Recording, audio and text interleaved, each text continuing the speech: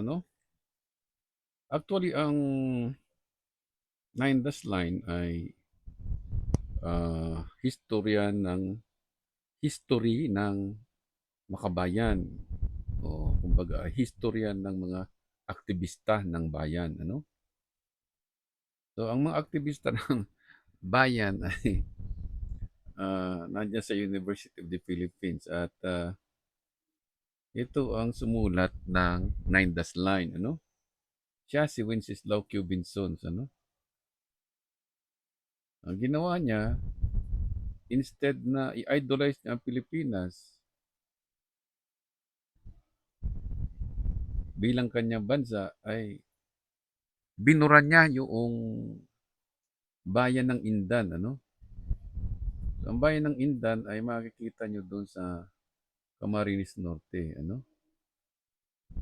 At gumawa siya ng aklat na dapat daw ang Pilipinas ay magkaroon ng new nationalism, ano, sa Malay World. So, ang binubuo nitong si Mrs. Laukio Bunzons ay yung sinasabing Malaysia, okay, Malaysia, Indonesia, ano, yung Brunei Darussalam, Borneo, ano, ay lahat daw yan ay magkaisa. Okay? Okay. Isa siyang inchik, ano? At yung inchik na yan ay kinikilala ng isang ah, historian, ano, ng Malaysia. Okay? Yung historian na yun ay na taga Malaysia, ang pangalan naman niyan ay si ah, Mr. Tan Sri Ismail Hussein, ano? Okay? So malamang na yan ay isang Chinese din, ano? At yan ay pumunta diyan sa Wenceslao Cubinsons Shrine, ano? At yun namang mayor ng bayan ng Vinsons, ano? Na isa ayon sa ating impormasyon ay isa rin niyang UP, ano? UP graduate. Hindi pa natin na-verify pero yun ang sabi, ano? Na siya daw, yung mayor na yan, ay nagsasalita na siya daw ay aktivista rin, ano? So, kaya makita nyo dito sa kanyang monumento sa Wenceslao Cubinsons, sa bayan ng Wenceslao Cubinsons, sa Camarines Norte, na siya ay isang makabayan, ano? At siya ay father of activism, ano? So, sa madalit sabi, may kinalaman siya dito sa mga aktivista na ito, ano? Kasi si Duterte ay aktivista rin yan at yan ay makabayan, ano? So, ganun. So, ang plano ng Nine Dash Line ay plano ni Wenceslao Cubinsons at plano rin naman yan ng tatay niya, ano? Ito, okay? Plano yan nitong okay, and dito si Wenceslao Cubinsons, ha? So, andun din naman yung may plano na yan, si Diosdado Macapagal, ano? Kaya mapapansin ninyo na si Duterte at si Macapagal ay iisa ang kanilang nasa isip, ano? Gawin daw province ng China ang Pilipinas. Okay? So, paano? O kailangan daw ng new nationalism. Iko-connect naman nila dito kay Wenceslao Cubinsons, ano? At saka kay Diosdado Macapagal, ano? Kasi ang author din niyang mapilin, ano yan, mapilindo, no? Malaysia, Philippines, Indonesia, ay kasama rin dyan si Marcos, eh. Nakita natin yung libro niya, ano? So si Marcos nandun sa ibaba yung litrato niya. Ano? Kasama din dyan si Dick Gordon, ano? So lagyan natin dito ng isa pang circle para kumpleto, ano? So, i-connect natin ng line para sila magkabit-kabit na. So, kaya naman aktibong-aktibo ito sa China, itong si Gloria Arroyo, ano? So, ito rin naman si Dick Gordon ay author. Makikita mo rin yan doon sa Wenceslao Cubinsons. Magkasama sila nitong si ano, ah, Diosdado Macapagal, ano? At ito naman si Mr. Tan Sri Ismail Hussein, ano? So, siya ay pumunta sa Camarines Norte noong 2024, no? Hindi tayo nagkakamali. At ah, ang ginawa ng National Historical Commission, ano, of China in the Philippines ay ah, gumastos sila ng malaki dyan sa renovation itong Wenceslao Cubinsons, ano? Para maisakatuparan yung Mapilindo, i-activate na yung history nitong isang inchik na ito, ano? So makikita mo yan sa Wikipedia, ano? So na ang gusto nila magkaroon ng Chinese Revolution sa buong Pacific Islands, ano? At yan ay sa pamamagitan ng Malaysia, ano? So mariredeem lang daw ang Pilipinas sa pamamagitan ng Malaysian blood, ano? So kaya itong isang Chinese Muslim na ito, ano, na si Mr. Tan Sri Ismail Hussein, ano, ay kasama na rin yan sa parang historian. Historian na nga, ano, historian na rin ng Pilipinas, ano, ang kanyang status, ano. So tingnan natin yung sinasabi natin, ano. So ito yung isa sa mga nakasulat doon sa ano, sa loob ng uh, Wenceslao Cubinsons Shrine, no? So, gusto niyo makita ang Wenceslao Cubinsons Shrine ay kailangan siguro ay idagdag natin dito, ano, para makita ng ating mga manonood. So, ito po yung loob ng Wenceslao Cubinsons Shrine, ano? Ang krimen na ginawa nitong mga nagsusulat ng Mapilindo, ano, ay itong mga bayaning Pilipino ng World War II. Ginawa nila na kasangkot sa Mapilindo, ano, na kasama nila sa isang aklat, ano.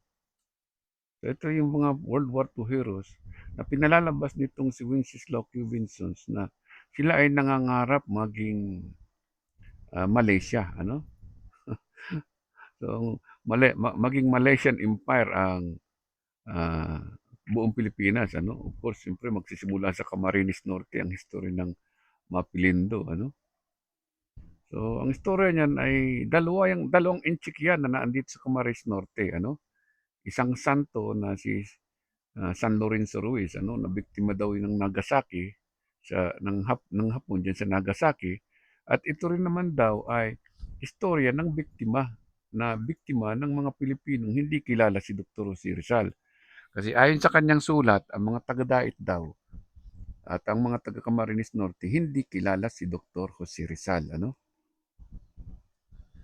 At ayon sa kanyang aklat ay muntik na ngang basagin ng mga Pilipino ang monumento ni Rizal diyan sa Daet, Camarines Norte. Pinigilan din daw niya. So wala ding pinagkaibigan doon sa istorya sa bahay ni Dr. Jose Rizal na hindi na pinare-repair, no? So kaya kasi hindi daw kilala ng mga Pilipino kung sino si Dr. Jose Rizal, ano?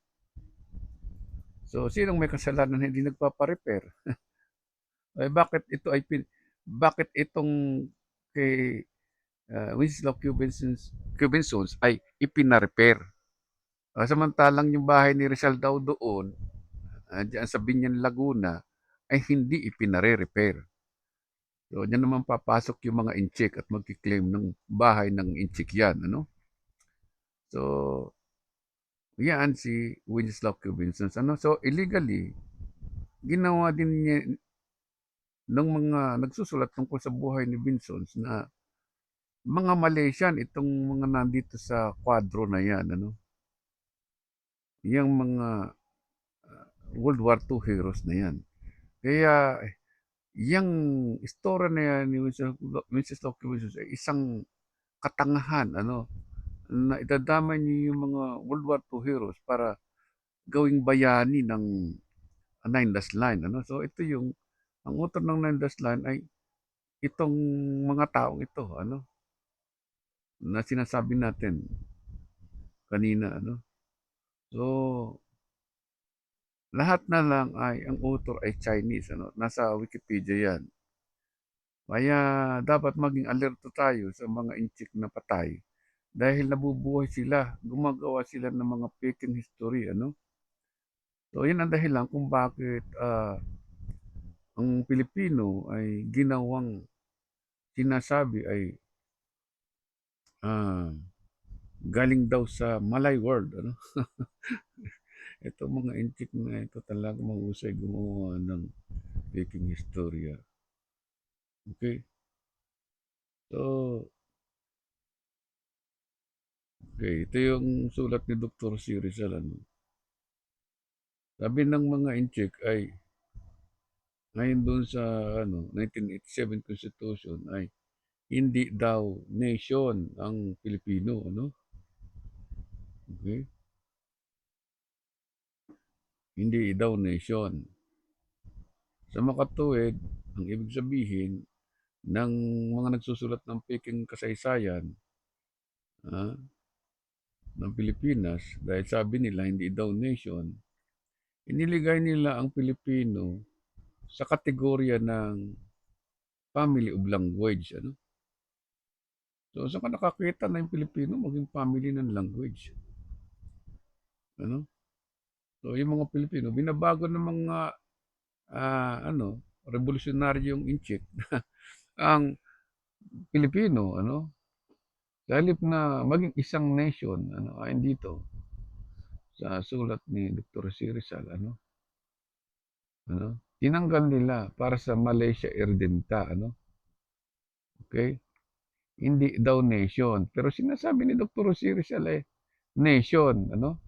So ibig sabihin yung 1973 Constitution natin, 1935 Constitution, kinakilala ng Amerika, ng Spain at ng Great Britain na ang Pilipino dito sa 1935 Constitution Preamble ay nation ano. So dito pala Constitution, binibigyan na tayo ng kalayaan.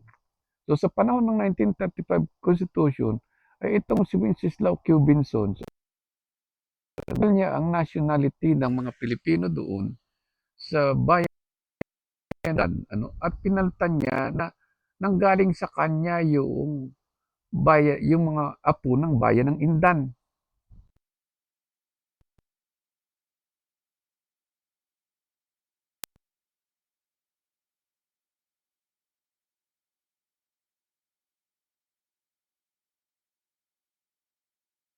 Kasaysayan ng mga inchik ano. Dito pa lang sa 1935 Constitution ayon doon sa monument ano, yung mga sulat doon sa monumento nitong ah, Bacolod na ito na si Wenceslao Quezon ano, eh ayaw niyang maging nation ang mga Pilipino ano. Ang gusto niya ang Pilipino ay maging salita ano. Doon pa lang sa 1935 Constitution ayon sa monument niyang Father of Activism, gusto na niyang mapabilang ang Pilipino, ah, ang Filipino people sa Austronesian language ano. Ang Pilipino daw ay Austronesian language ano, kasama daw ng Malay ano. Malay daw language ang Pilipino ano. Kaya kailangan daw ng new nationalism sa Pilipino. So ang ibig sabihin, binubura niya yung Filipino nation. Ang gusto niya maging Malaysian tayo, no? Kasi ang purpose nila magnakaw ng ah, sinasabing exclusive economic zone. 1935 pa lang nasa utak na ito ng mga ah, mafia na gumawa ng Mapilindo, author ng Mapilindo, ano? So, ang Malay ay hindi naman ano yan, nationalism eh. Hindi naman nationality yan, yung Malaysia. Ang sinasabing Malay ay race din ng tao, hindi yan salita. Ngayon, kinambal ang mga Pilipino, ano, sa halip na sila ay people, sila ay tao, o sa halip na sila ay citizen, ang Pilipino, people, ayon dito sa 1935 Constitution ay tao na ipinanganak sa isang bansa, okay. So, ang gusto ng mga author ng Mapilindo ay ang Pilipino ay magsalita ng Malay. Ayon doon sa aklat na ni Winslow Robinson at ni Diosdado Macapagal. Okay? Yan. So, tandaan natin na yung mga kumag na inchik na yan ang pasimula ng kaguluhan. So, hindi mo pwedeng ilagay ang Filipino nation bilang kategorya ng language. Kasi hindi naman language ang Austronesian, ang Polynesian, sila ay race of people, tao din sila, So ang Pilipino ay kapwa-tao ng Malay. Ang ibig sabihin ni Dr. Rizal, the Philippine races, ano ba yung sinasabing Philippine races? So yung mga tribu, So tingnan natin kung meron tayong record dito ng ah, race. Okay, hanapin natin dito. Kasi may mga link po tayo dito na inilagay. So, tingnan natin kung nandito. Okay, dapat makita natin yung mapa.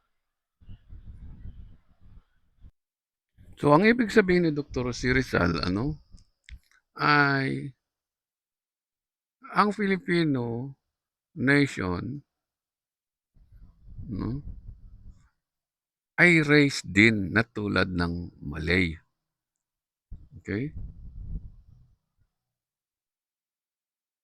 Naandun sa kanyang sinusulat, Ibaba natin ng konti ito para maintindihan natin. Ito mga ginagawa nito, mga inchik na ito. Okay? So, ang Philippine daw ay may race din, So, itong dalawang ito, tumatama ito doon sa sinasabi ni Dr. C. Rizal, na yung Philippines ay mayroong races. So, ang ibig sabihin ni Dr. C. Rizal ay ito,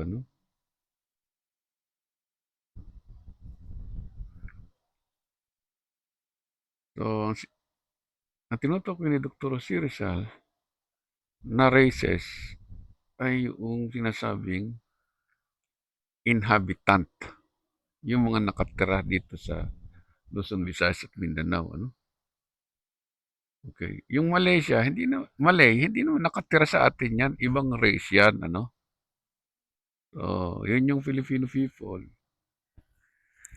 Sila yung inhabitant, sa Pilipinas. Okay. At sila yung sinasabi ni Dr. C. Rizal na nation, Sa makatuwid, ang ibig sabihin ni Dr. C. Rizal, meron tayong bansa, itong kulay, kulay, kulay blue, Kulay blue yung kulay natin dito. Lahat ng tungkol sa bansa ay kulay blue, So, bansa natin, nandyan.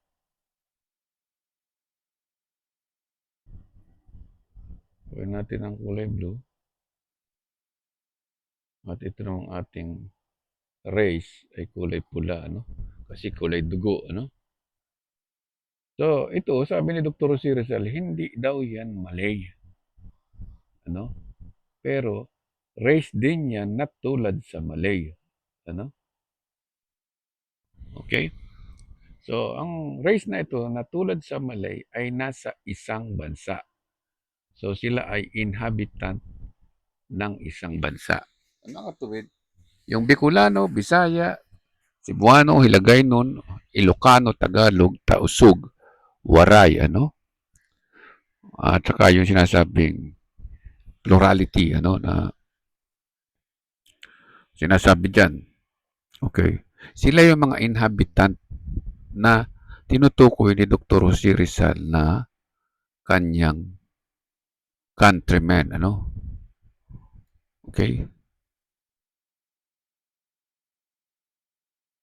Makatuwid, pula sa pula, yun ang countrymen at ito naman yung sinasabing country. Okay? Yung Pilipinas. Okay? So, ang sabi ni Dr. Jose Rizal, yung mga nakatira na inhabitant sa Pilipinas, ano, ay Filipino people. So, yun. Okay, pupulahin natin. So, hindi Filipino language, ano? Filipino people. Nakatira sa isang bansa, hindi nakatira sa isang bayan. Okay? So, ngayon, hindi mo pwedeng sabihin na uh, yung Pilipinas ay nakatira, no? Doon sa province of China. Okay?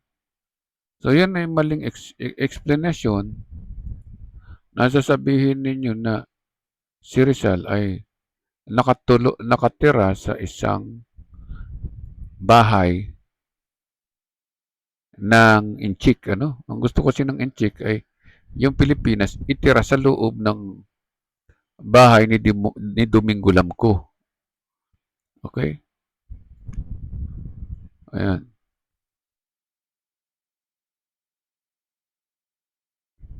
Sulitan natin. Okay. Ang gusto ng Inchik, yung sinasabing uh, race of Filipino, itong pulang ito, at itong blue, itong Pilipinas, ay nakatira doon sa loob ng bahay niya diyan sa Calamba, Laguna. Ano? At kaya ang gusto ng China, sakupin ang Pilipinas at ang founding father daw ng Pilipinas ancestors ng China. Ano, hindi daw yung Diyos na sinasabi ni Dr. Jose Rizal. Ano, nire-reject yan ng Chinese. Ano? Ini-inchik si Rizal eh. Oh, kaya ang ibig sabihin ng inchik ay inchik din ang Diyos. Ano? So, gusto ng inchik na magsinungaling, lahat ng nakikita nila, gawin na rin inchik. Okay. So, yung sinasabing nakatira na yan, na race of people or tribe of people, ano, eh may mga kanya-kanyang lingwahe, ano. So, ito yung bansa. Blue na naman siya. Okay? Oh, so tumatama naman sa description Rizal yung lahat ng sinabi niya. Pero pagka pinagbasihan mo ay yung pahayag ng mga inchik, eh hindi totoo eh. So, yung mga inhabitant na yan ng Pilipinas, ano? So, inhabitant na naman to. Iisa lang naman yung inhabitant eh. Di ba yung pula? Bakit ba ito naging blue? Okay? So, yung inhabitant na yan, na sinasabi ni Dr. Jose Rizal, ano? Ay tao. Ano? Hindi language. Kaya hindi pwedeng gawing language ang Pilipino. Dahil sila ay tao, sila yung inhabitant. Di ba? Sila yun, tinuturo na yun. Okay? At yung Philippines, ito yun. Di ba? Okay? So, hindi mo pwedeng sabihin na yung Filipino people ay isang language, ano? Gawin natin kulay green yung language, ano? Paano yung magiging language yung Pilipino ay inhabitant sila? Hindi naman sila nakatira sa ah, blackboard, ano? O doon sa Chinese alphabet, ano? Wala sila, hindi mo sila matatagpuan sa Malaysian alphabet or Austronesian alphabet. Nasa isang bansa sila. Okay? At ang Pilipinas ay mayroong mga kapwa bansa. Okay? Okay, sinabi ni Dr. C. Rizal na mayroon silang kapwa bansa, ano, katulad ng England, ano? Okay. So, yung England ay isang lugar, hindi yan isang language, ano? So, yung Pilipino ay hindi isang lugar, ano? Isa siyang inhabitant, people, ano? At yung people na yon ay identified ni Dr. Rosie Rizal ah, bilang tao, ano? Okay? Dito na natin. Yung inhabitant sa isang bansa ay tao. Okay? Ang tawag sa kanila ay Filipino. Okay? Hindi sila language, ano? Sila ay Filipino. Sila ay tao, sila ay Filipino. Sila ay citizen, ano? At sila ay may dugo, ano? So, ang ibig sabihin ni Dr. Rosie Rizal, sa lahat ng yan ay may dugo yan. Okay, so gawin na naman natin pula ito at may dugo naman daw eh. Ano? So, kaya yan ay pula dahil may dugo nga eh. Okay? Oh, tao, may dugo. O di yung nakikita ninyo, hindi pwedeng sila ay nabubuhay sa phonetic sound. Hindi sila nabuhay sa bibig ng Inchik o sa bibig ng Malaysia. Kaya hindi totoo ang mapilindo. Malaysia, Philippines, Indonesia. Ano? Na ang author ay itong si Macapagal. Ano? Okay? So, ngayon, siyempre, may dugo ang Pilipino, di ba? Ang Pilipino ay may dugo na nagbubuhis ng buhay, ano? Para sa kanilang fatherland. So, ang ibig sabihin ni Dr. Rosie Rizal, itong blue na ito, Pilipinas, ano? O yan yung sinasabing fatherland. Ano itong, ngayon, kung ang Pilipinas ay fatherland, eh paanong kinasal yan kay Domingo Lamco? Paanong ikinasal? Di ba bading ba yan? O LGBT itong si Domingo Lamco? Fatherland, ano? Lupain ito ng ating mga ancestor, ang ibig sabihin niyan. Yung lupa ay lupain ng ating mga ancestor, yung mga tao, ano, ng mga nag-cultivate ng ating lupain sa buong bansa, ano. Ang tawag doon ay fatherland, ano. Ngayon, kung sinasabi naman ni Dr. Rizal na ang Pilipinas ay motherland, ibig sabihin, doon tayo nagmula sa lupain. Ipinanganak tayo mula sa isang lupain. Okay? So, motherland, ano? Ibig sabihin, hindi ka lumabas mula sa ibang bansa. Okay? Lumabas ka mauna sa bansang Pilipinas, no? Bago ka pumunta sa ibang bansa, ano? So, yun ang ibig sabihin ni Dr. C. Rizal that the Philippines is our Eden, ano? So, natural na magko-connect-connect na yan, ano? Kung ang tao ang Pilipino at hindi language, ano? At sila ay citizen, natural walang Pilipino na pwede mong tawaging language, elders ng language, ano? Okay? So, pula yung ating kulay sa dugo, ano? Hmm. O, ginawa lang natin blur ito kasi para maging visible siya, ano? Okay, nakatira sa Pilipinas itong mga taong sinasabi ni Dr. Jose Rizal na Pilipino, ano? Hindi pwedeng i-divert na ang Pilipino ay language kasi unang-una tao sila. So bakit sinabi ni Dr. Jose Rizal na tao, ano? Kasi nga binanggit ni Dr. Jose Rizal na ang tao ay nagsisimula mula sa lupain, ano? Hindi sila pwedeng magsimula sa isang dugo, ano? So mapapansin natin na ibinase ni Dr. Jose Rizal ang kasaysayan ng Pilipinas, ano? Na ang mga Pilipino na sinasabing language nitong mga witchcraft history na ito, ano? Ay tumatama naman dito sa sulat niya sa Mi Ultimo Adios, ano? So hindi mo pwedeng sabihin na ang Pilipino ay language dahil ang sinasabing unang tao, ano, ay nagsisimula mula sa lupain ng kanilang bansa, ano? So ang salitang Eden ay makikita mo yan sa Genesis chapter 2 verse 7 and 8. So doon pa lamang sa the Philippines is our lost Eden, ano?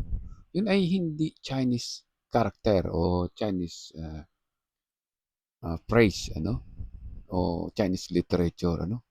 So dito pinakikita ni Dr. Jose Rizal na ang bansa natin ay hindi nagmula sa tao, ano?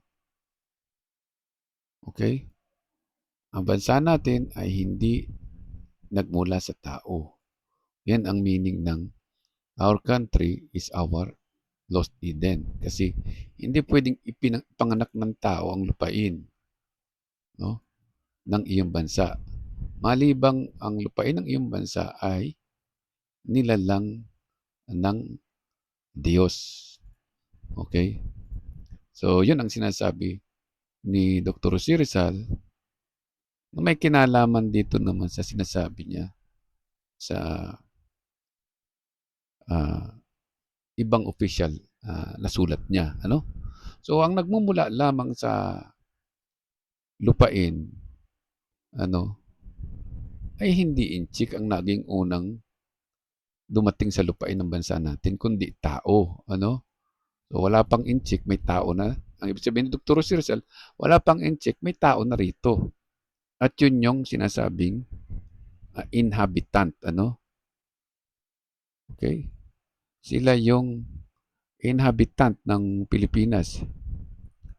Okay, so, i-move natin ito dito para ma-project natin mabuti yung sinasabi ni Dr. Jose Rizal at nang maintindihan ng mga kabataan yung totoong kasaysayan na mga Pilipino hindi pwedeng linlangin, ano?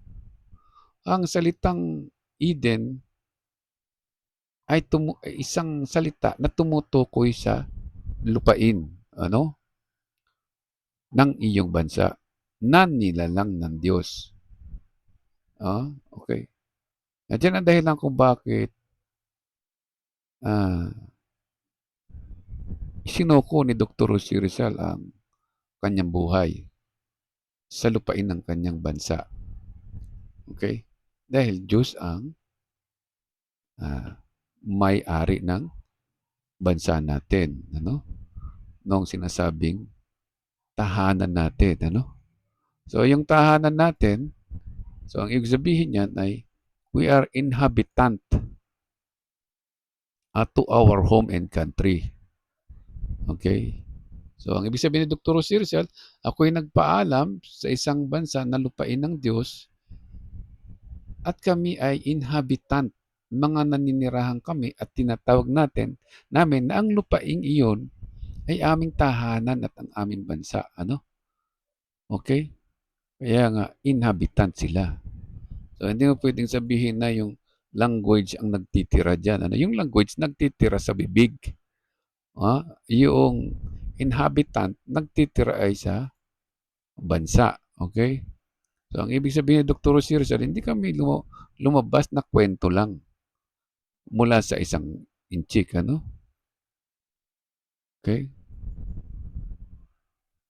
So, sabi ni Dr. Jose Rizal, kami ay may dugo. Ano?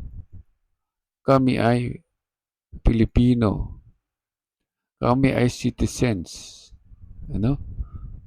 At kami ay tao, ano? So, yun ay may kinalaman dito sa paragraph 1, line 2 of paragraph 1 at line 2 of paragraph 13, ano? So, ang ibig sabihin ni Dr. Jose Rizal, kami ay tao na mula sa lupain ng aming bansa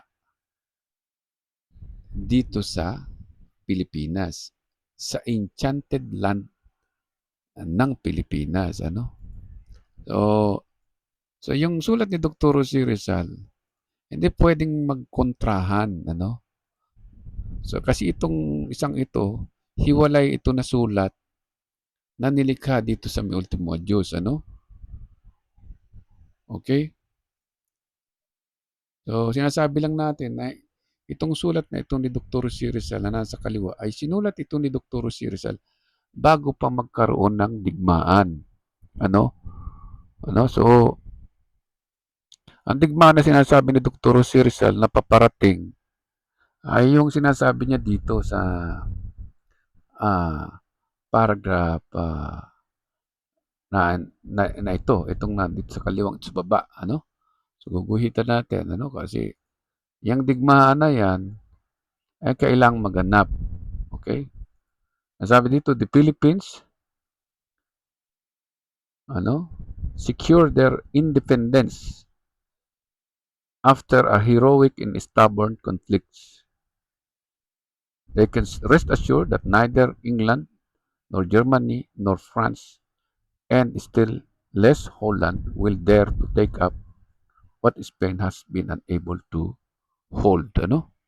So, yung digmaan na yan, ano, ay pinasimulan ng mga kabataang Pilipino, ano? Pag sinabing kabataang Pilipino, yan yung sinasabing ah, kabataan ng Pilipinas, ano? Hindi kabataan ng bayan, ano? Wala kang kinabukasan pag lumingon ka ay sa kabataang makabayan ng province of China, ano? So, ayon kay Dr. Jose Rizal, no? Ang mga kabataang young Filipino nation na ito na sinasabi niya, no? Sila ay nangarap magkaroon ng pagkakaisa ang Luzon, Visayas at Mindanao, ano? At yan ay humingi sila ng permiso sa kanilang mga matatanda. Ano, so hindi kasama itong kabataang makabayan na ito dahil yan ay mangluloko, ano? Tauhan ni Juma Season yan, ano? So, yung mga kabataang ah, Pilipino na yan, ano? Gawin natin blue lahat para, okay, makonect natin dito. Okay. Sila yung inhabitant ng Pilipinas, ano? So, ibig sabihin, ay, kung inhabitant ka sa Pilipinas, ano? Sa lupain ka ng iyong bansa nagmula, ano? Hindi ka sa ibang lahi nagmula. Kasi ang nawawalang lahi ng inchi, no? Sabi ng bansa ko, dito sa aming nawawalang lupain ng Diyos, ano? Kami nagkakaisa mga Pilipino para sa, no? Ibig sabihin, yun ang sinasabing equality, ano? Tao ka, Pilipino ka, citizen ka, pero hindi ka kabilang sa fraternity. Kasi ang fraternity na ginawa nitong si Emilio Aguinaldo ay fraternity ng kung ano-anong religion. Muslim, pinaghalo ng Christian, Christian na may Arabo, Christian na mayroong ah, Inchik. So, ang gusto nila pag salusaluhan ng mga Arabo, ng Inchik, ng Malaysia, ang resources ng Pilipinas. Pero sila ang leader. Yung sinasabing fraternity. Ano? So kaya makikita mo na puro taong bayan na lamang ang mapapansin mo na may hawak ng pundo ng sa halip na pundo ng Pilipinas ay tinatawag nila na pundo ng bayan. Ano? Kaya ang bayan ay hindi mo makikita na yan ay isang bansa. Yan ay isang malaking kalukuhan at tawagin ng bayan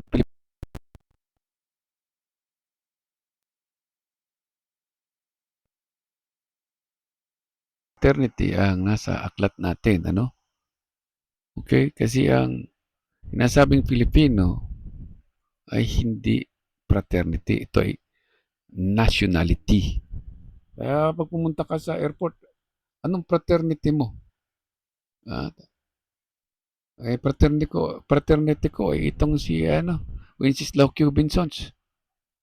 Hindi ka tinatanong sa nationality ang tinatanong ko sa iyo. Eh binura po doon sa preamble eh. Ang Filipino people ay hindi daw tao na nakatira sa bansa namin. Sila ay language na galing sa Austronesian. Dapat magkaroon daw ng new nationalism. Ano? So meron ka ng nationalism eh gusto mo pang maging Malaysia o maging Inchik. Ano? So ang Filipino nationality ay ahead of time. Ano? Kaysa sa China. Ang China naging 1949 lamang nagkaroon ng bansa, Okay? So laging binabanggit ni Dr. Jose Rizal yung salitang God, ano? Kasi ang ibig sabihin ni Dr. Jose Rizal, ang Diyos, diyan kami nagmula. Ang buhay namin ng pamilya namin ay diyan nagmula sa Diyos, ano? Okay? So yan ang ibig sabihin ni Dr. Jose Rizal. Laging priority ay ang Diyos. Okay? So yung God, pag ibig sabihin ng the Philippines, the Philippines is our lost Eden or our beloved country is our lost Eden. Kasi yung Diyos ang lumikha sa pamilya niya diyan sa lupain ng ating bansa. Ano? Kung ita-translate mo yung sinasabi ni Dr. Jose Rizal. Ano? Okay? So, hindi sila Dr. Jose Rizal nang hingi ng pangalan ni King Philip. Ano? Ipinaglaban nila yung lupain ng Pilipinas bilang pag-aari ng Diyos, hindi pag-aari ni King Philip. Ano? So, nandito rin yan sa line 5. Ano? Hindi niya kinumbert ang Pilipinas bilang pag-aari ni King Philip.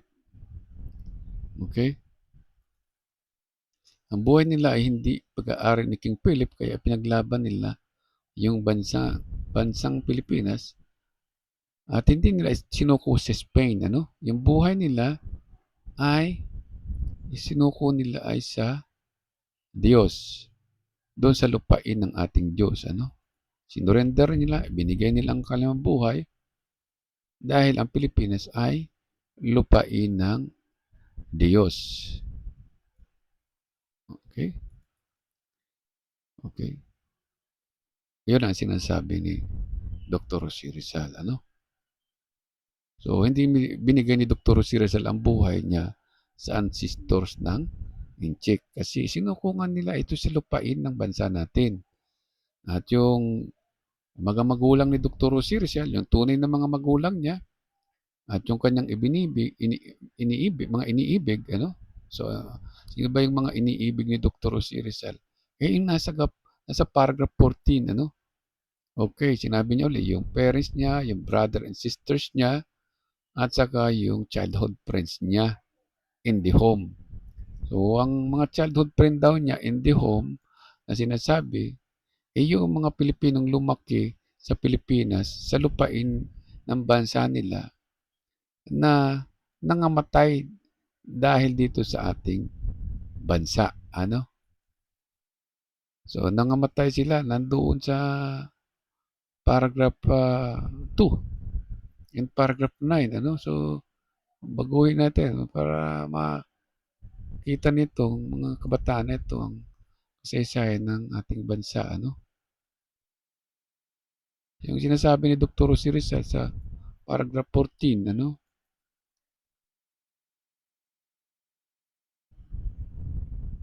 Na nangamatay sila ay hindi para sa bayan, no? Para sa Pilipinas. Dahil wala kang makikitang namatay si Dr. Jose Rizal sa bayan ng ancestors ng Chinese, ano? So sila ay namatay sa lupain ng Pilipinas. Okay? Ito yung lupain. Okay? So, dito sila namatay sa ilalim ng atmosphere ng lupain ng kanilang bansa.